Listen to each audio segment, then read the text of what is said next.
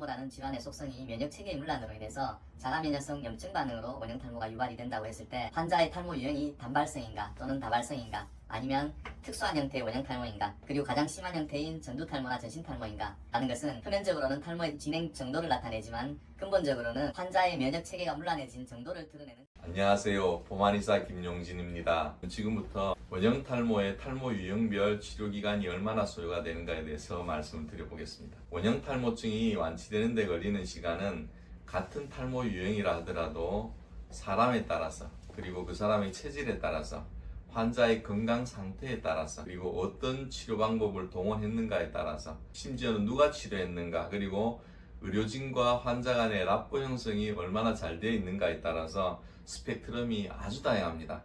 예상치 못하는 변수들도 환자의 수만큼 많다고 할 수 있겠습니다. 그럼에도 불구하고 대략적인 평균적인 치료기간을 제시를 하고자 하는 이유는 원형탈모 환우들이나 가족들이 탈모 치료에 임할 때 그 마음의 준비를 하는데 조금이나마 도움이 되었으면 하는 생각 때문입니다. 그리고 어떤 유형으로 진행되는가의 여부가 면역체계의 어그러진 정도를 대변하는 지표로서의 의미가 있고 그에 따른 치료기간의 평균적인 설정이 대체로 가능하기 때문입니다. 먼저 단발성 원형탈모의 경우에 대해서 살펴보겠습니다. 단발성 원형탈모는 초발인 경우 그리고 견인검사의 결과가 양호한 경우 평균 3-4개월이 소요가 됩니다.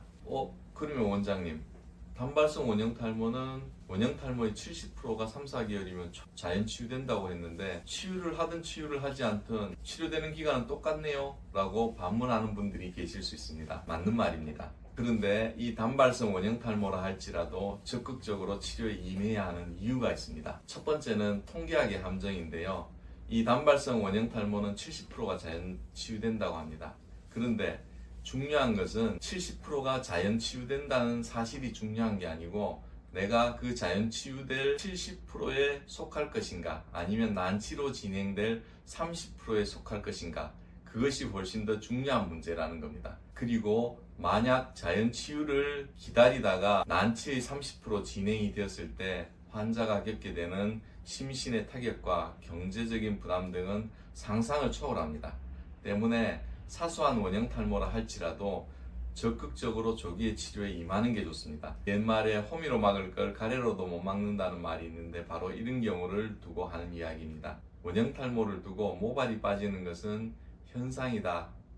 보다 근본적인 문제는 다른 데 있다 라는 말씀을 누차 드렸는데요. 몸의 질서가 깨어져 면역체계가 문란해진 게 보다 근본적인 문제입니다. 이것은 단발성 원형탈모가 설령 70%에 속해서 자연 치유된다 할지라도 적극적으로 치료에 임해야 하는 두 번째 이유입니다. 왜냐하면 원형탈모 환자가 지니고 있는 근본적인 문제, 면역체계가 문란해져 있는 거죠.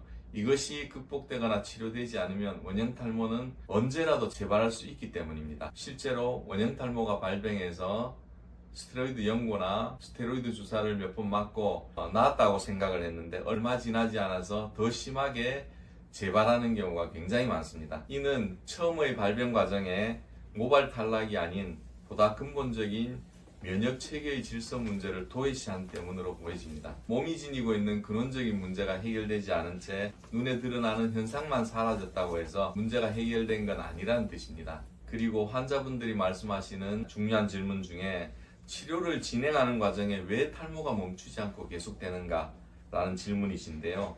이거는 몸이 황상성을 회복을 하고 복구가 되는데 시간이 필요하기 때문입니다. 이미 몸속에서 빠르게 진행되고 있는 면역 반응의 경우에는 치료 속도가 진행 속도를 따라잡을 때까지는 그 진행을 멈출 수가 없는 거죠. 결국은 치료 속도와 진행 속도의 싸움이라는 뜻입니다.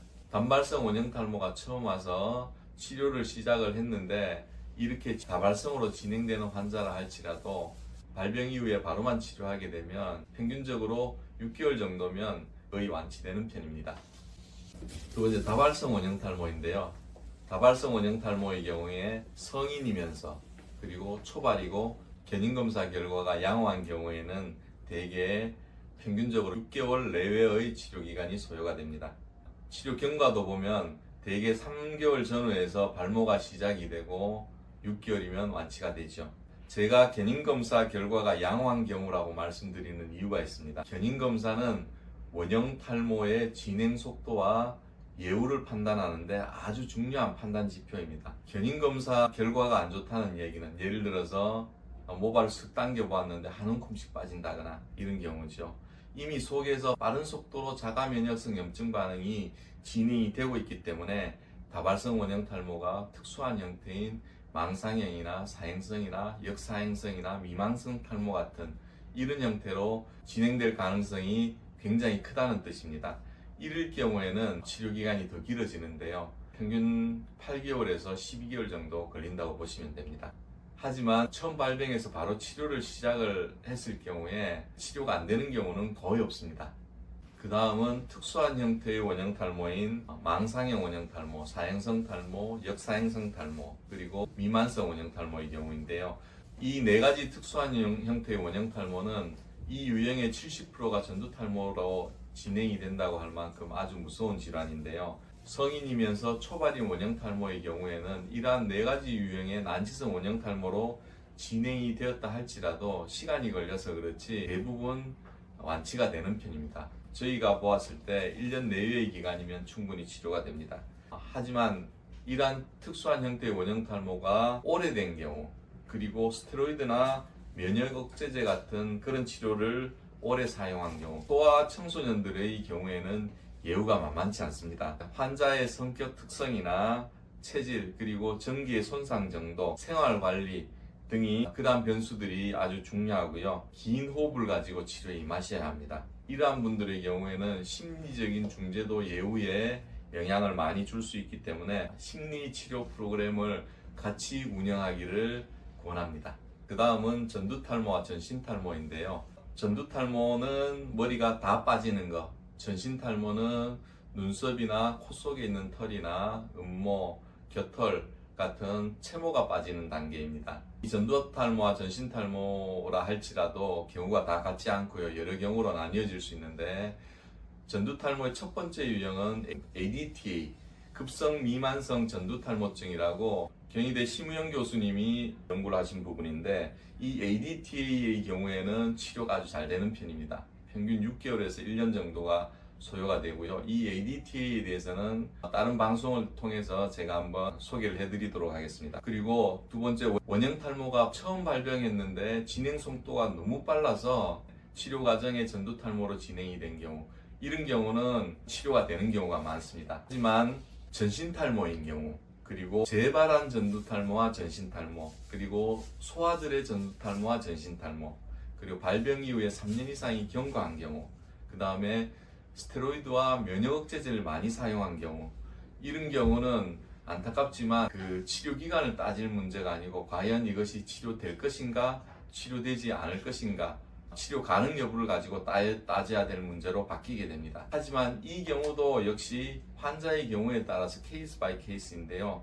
불행하게도 이런 경우는 중간에 치료를 포기하는 경우도 많고, 하지만 환자의 노력 여하에 따라서 치료가 되는 경우도 굉장히 많기 때문에 용기를 잃지 않고 긴 시간의 치료에 지치지 않고 임하는 것이 굉장히 중요합니다. 특히 난치성의 중증 원형 탈모의 경우 환자의 특성과 스트레스 민감도 등이 예후에 영향을 많이 주기 때문에 적절한 심리적인 중재가 답보 상태이든 치료의 경과를 호전시키는 경우가 굉장히 많습니다.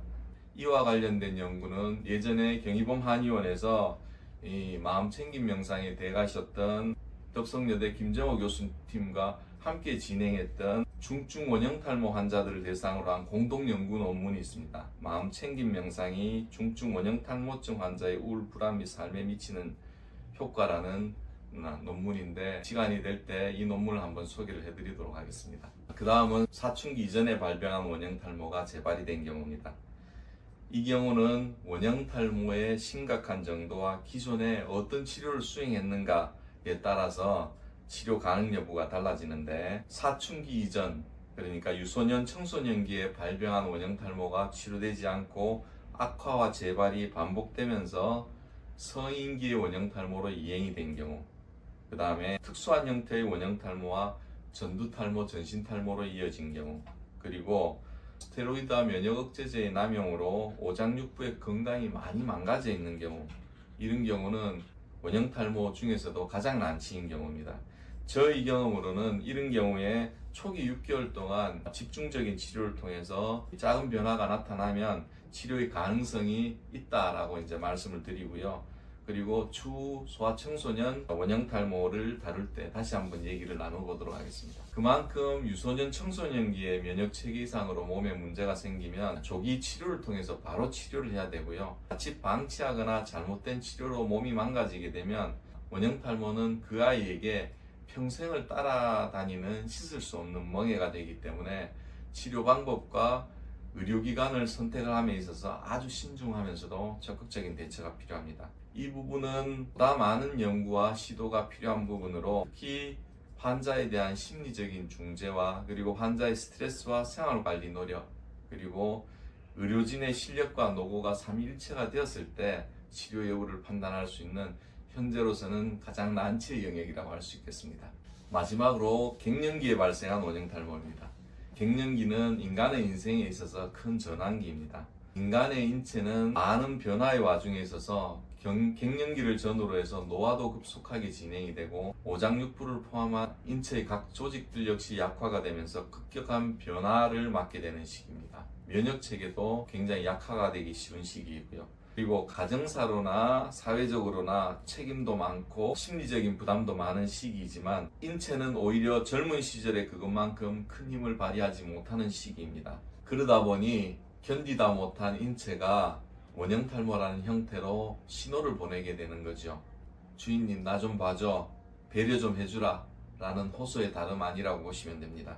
갱년기의 원형 탈모는 이러한 심신의 부담과 오장육부의 약화가 주요한 요인으로 보이는데요. 때문에 갱년기에 발병한 원형 탈모는 그 치료 기간 또한 젊은 사람들에 비해서 더 많이 소요가 됩니다. 이는 인체가 그만큼 약해져 있다는 반증이기도 하고 때문에 회복에도 그만큼 많은 시간이 소요된다는 뜻이기도 합니다. 보통 젊은 사람들의 다발성 원형 탈모가 평균 6개월 내외 정도 치료 기간이 소요된다고 한다면 중년의 갱년기에 발병한 원형 탈모는 개인차가 있습니다만 남녀를 불문하고 공이 10개월에서 1년 가까이 치료 기간이 소요가 됩니다. 때문에 의료진이든 가족이든 특히 환자 자신이 많은 여유를 가지고 접근을 하는 것이 치료 기간을 단축시키는 지름길이기도 합니다. 류마티즘이나 베체트시병, 루푸스, 강직성 척추염, 다발성 근경화증 이와 같은 자가 면역 질환들처럼 중증의 원형 탈모는 아직은 세계적으로도 난치의 영역에 속하는 질환입니다. 하지만 난치라는 것이 불치라는 말은 아닙니다. 병이라는 게 생긴 근원이 있으면 치료될 수 있는 방법도 있는 것이죠. 다만 난치일수록 더 많은 정성과 노력이 필요하다는 뜻입니다. 제가 늘 환자분들에게 말씀을 드리지만 이러한 난치 원형 탈모를 극복하는 과정은 탈모 클리닉의 의료진만 잘한다고 해서 해결되는 문제도 아니고 환자만 잘한다고 해서 되는 문제도 아닙니다. 그리고 의료진과 환자 그리고 그 환자 주변의 가족들까지 삼위일체가 되어 온 정성으로 이겨내고자 했을 때 비로소 극복될 수 있는 그런 질환이라는 걸 말씀을 드립니다. 감사합니다.